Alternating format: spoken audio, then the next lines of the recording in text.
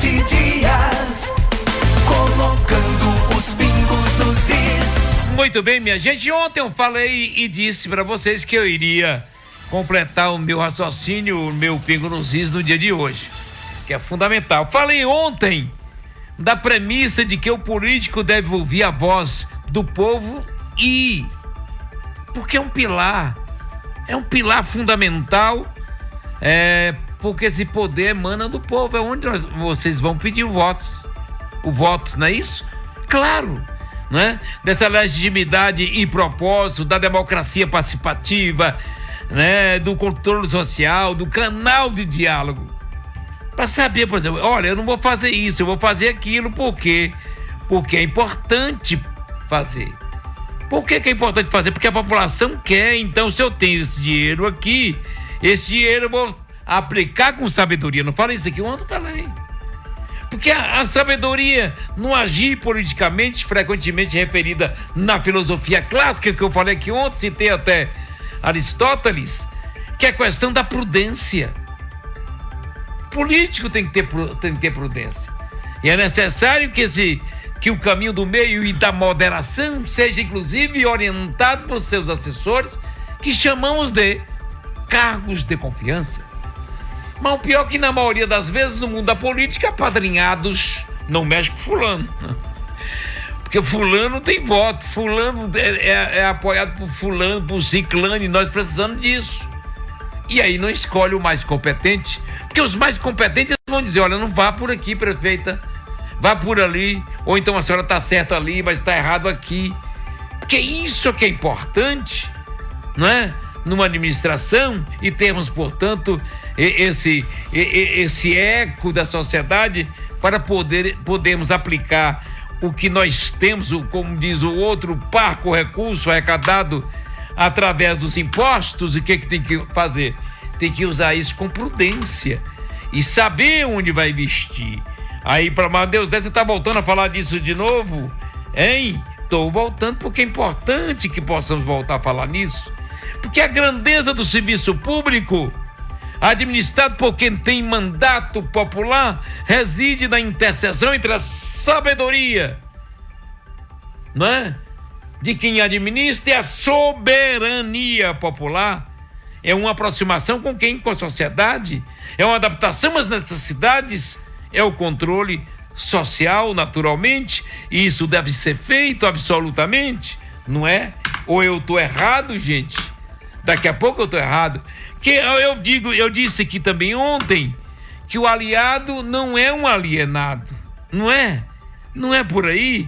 Porque, por exemplo, você tem um vereador, pode ser aliado da prefeita ou do prefeito, sei lá quem for, mas não pode ser um alienado. Porque você tem que saber como ajudar o seu prefeito sem abandonar quem te elegeu, não é? Você pode apoiar, mas falar, olha, fulano que está no cargo aqui no nosso caso a prefeita, vamos caminhar por aqui. Porque ninguém é dono da verdade absolutamente. Não é? Principalmente se está lá dentro de um gabinete administrando uma cidade com mais de 400 mil habitantes, com mais de 2,5 milhões de uma população que circula por aqui, com tantas coisas acontecendo. Aí você tem o quê? Cargos de confiança, que pode lhe dar um norte. Não é verdade? E esse norte é preciso que tenhamos. Aí o que ocorre? Nós temos falado que o dinheiro nosso está sendo jogado no lixo. Por que no lixo? Porque o dinheiro aplicado nas avenidas, com a pavimentação, com a impermeabilização do solo, está indo para o lixo, para o mato, na próxima chuva. Porque nós não temos a drenagem pluvial. E aí eu queria completar hoje informando que no dia 10 do 11, e nós aqui do Amplo Notícias, com a grandeza e o coração aberto de sempre, há quanto tempo nós viemos falando disso? Há quantos anos nós viemos falando e cobrando para que possamos investir na drenagem pluvial? Citei ontem o prefeito Zé Cocá, da cidade de Jequié, ele falando que investiu com recursos próprios e acabou com várias inundações na cidade de Jequié. Recursos próprios. É por isso que a gente tem que ter a grandeza desse empréstimo de 400 milhões, investir no mínimo 200 milhões na drenagem pluvial, é fundamental. Não é só para o voto, ninguém administra só para o voto. Administra para as grandes obras, as obras importantes. Por exemplo, nós tínhamos aqui Conquista, no centro da cidade, a rodoviária era ali na Praça Barão do Rio Branco. Você pegava ônibus na Praça Barão do Rio Branco. O prefeito Nildo Gonçalves percebeu na época que não dava mais, a cidade estava começando a crescer, e levaram lá para onde é hoje, até hoje, que já está ultrapassada, vira um monstrengo, a casa de Drácula. Mas imagine o avanço daquilo. Ele pensar em uma rodoviária, e uma rodoviária daquele tamanho. Você já viu o tamanho do terreno que é ali? Pensou e pensou grande. Nós tínhamos uma feira ali na Praça da Bandeira. Primeiro era aqui em frente à igreja matriz aqui, a católica, né, que chamava Rua Grande. Depois foi para a Praça da Bandeira. E aí um prefeito chamado Fernando Espino entendeu que precisava do mercado. Hoje você tem um mercado ali que na época era muito grande. É pensar grande a cidade, não é? Quando o Raul Ferraz fez ali a avenida, a Praça Vitor Brito, chamava ele de megalomaníaco. Você entende que até hoje a praça é moderna, ela dá para circular bem, apesar de um volume de veículos que passam por ali. É pensar grande. Então a história vai marcar a vida de quem administra e que pensa grande. Não é só a borra do asfalto para o voto. É para pensar nas obras que são importantes. Então, nessa correria nossa, nesse desejo nosso por Conquista estar melhor, nós não estamos pedindo nada para mim, para Cícero, para Atômico, para Anne. Nós estamos pedindo para a população. Nós estamos aqui gritando pela população. Então, a Câmara de Vereadores, lá no dia 10/11/2025, a manchete, portanto, de uma nota oficial da Câmara promove audiências sobre urgência de política da macrodrenagem em Vitória da Conquista, no mês de novembro do ano passado, e dizia que um texto rapidamente, após as fortes chuvas que atingiram Vitória da Conquista na noite desse domingo, dia 9 de novembro de 2025, a cidade voltou a registrar estragos e transtornos provocados pelas enxurradas. Um veículo arrastado pela força da água na Avenida Juraci Magalhães acabou sugando por uma cratera e caindo em um córrego. Vocês lembram que o rapaz quase morreu? Aquele ali tem outra vida. Ele tem 2 aniversários, né, Cícero? Porque realmente ali foi um milagre dos maiores possível. E depois foi realizada, portanto, essa audiência pública. O título no dia seguinte da matéria, no dia 17/11, vereadores, técnicos e comunidade defendem que governo. Defendem? Quem é que está defendendo? Vereadores, técnicos e comunidade defendem que governo priorize investimentos em macrodrenagem. Por que essa dificuldade de fazer uma coisa que é fundamental para a cidade? Que é fundamental para a cidade. Então a matéria dizia na época, 17 de novembro de 2025, na noite desta segunda-feira, 17, a Câmara de Vereadores de Vitória da Conquista realizou uma audiência pública para discutir as enchentes e alagamentos que há anos atingem vários bairros da cidade.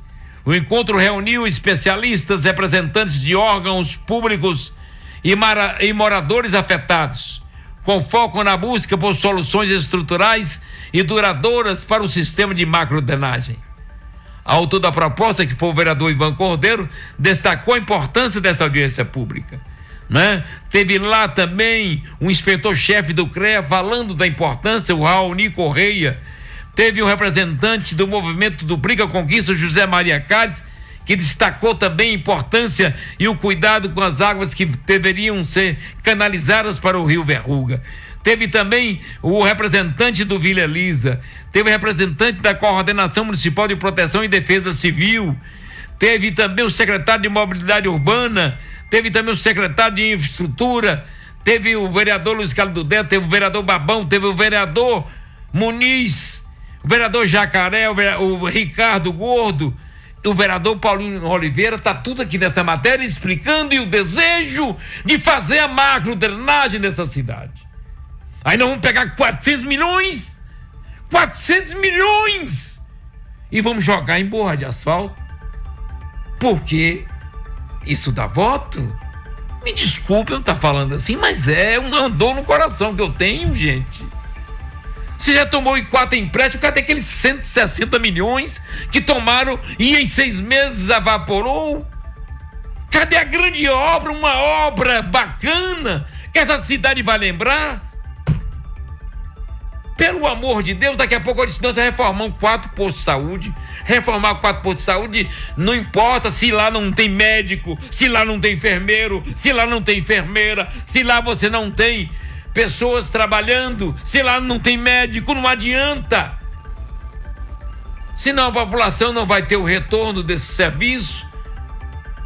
Nós precisamos absolutamente da drenagem pluvial, e nós vamos continuar aqui na rádio com pessoas que amam essa cidade, pessoas que estão aqui lutando pela grandeza dessa cidade, independente de quem esteja no governo, de que partido esteja no governo. Mas pensando na grandeza, eu queria tanto que amanhã for anunciado, nós vamos investir aqui 200 milhões em drenagem pluvial. Vamos fazer como o prefeito Zé Cocá de Jiquié, que investiu mais de 50 milhões. Uma cidade que tem uma arrecadação de 700 e poucos milhões. Nós temos 2 bilhões. Nós vamos diminuir o custo com o transporte coletivo e vamos investir essa economia na drenagem pluvial. Gostaria tanto, e eu continuo com minha utopia, continuo com minha quimera, continuo com meu sonho, e que Deus nos abençoe. Toca o barco. Deus 7 dias, colocando os pingos nos is.